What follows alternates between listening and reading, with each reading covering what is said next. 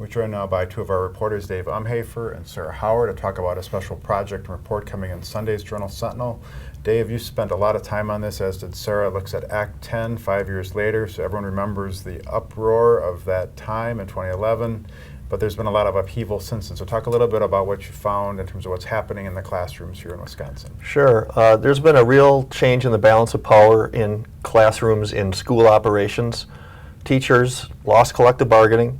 They lost their collective voice, and management is firmly in charge. There's been major changes in the way teachers are hired and fired and paid, evaluated, assigned. They've really lost a lot of the influence they had over these kind of internal things, and changes in the way that pay is linked to performance, and merit pay is becoming more in vogue in schools, which is something that not only teachers have fought, but many superintendents have fought as well. Right. So Act 10, of course, really undid a lot of the collective bargaining, rights and positions for the unions, and give a greater hand to management. But let's talk a little bit about how you guys went about evaluating this. So, Sarah, tell us a little bit about what you did to get to the bottom of what's really happening out there.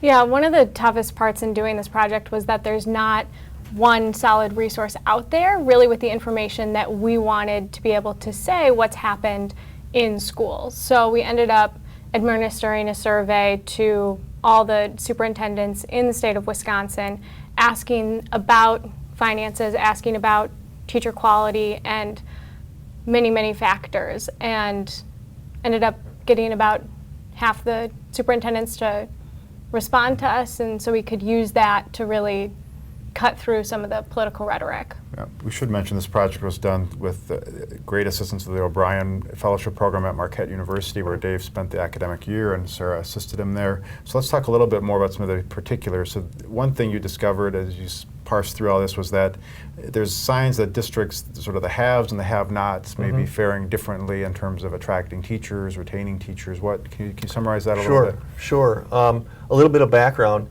Teachers used to have great protections on pay and on job security that were linked to how long they taught in a certain school district. Those protections are gone, so they're really free to move around now, and teachers increasingly are moving from one school district to another. This has led to a real kind of free agent, free market competition among districts with different financial strengths and weaknesses, different financial histories, more or less ability to approve a referendum. So you really have a new era where money really matters now in keeping your best teachers. And there's kind of a free-for-all out there going on, and it's a whole new world for superintendents.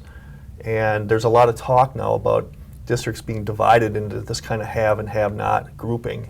Yeah, so Sarah, what surprised you the most in terms of the results you found, or was the most sort of striking or interesting thing to you about the project? So some of the discrepancies that we saw in terms of these haves and have-nots was really interesting. Another thing that was fascinating to me was the difference in views on Act 10 between young teachers and old teachers, and how older teachers who had really experienced that tumultuous time when Act 10 went into effect had much different views on it than young teachers who came into the profession once it was already in place and that was already the lay of the land. All right. We should note one thing that we couldn't answer, and it really isn't answerable, and I'll ask you, Dave, to explain that in a moment, is the performance and what's happened in the classroom. There's all sorts of reasons why we can't look back and say, well, here's what are students doing better or worse, but why is that? I mean, the education world is swimming in data, test scores, but there's been so many changes in recent years to what tests the students are taking, a lot of political fights behind that it's really difficult, in the short term at least, to see and track how districts have done over time. It's just really difficult, and a lot of the effects of Act 10 probably are long-term anyways, so there's not like a black and white answer as to, is a district doing better or worse, and how has Act 10 fared? And some of that is related to the test changes, and you don't have a baseline from before Act 10 because of that, and so forth. So this was a very interesting project. You can find it on Sunday in the Milwaukee Journal-Sentinel, and then again next Wednesday in the Journal-Sentinel, but also at jsonline.com.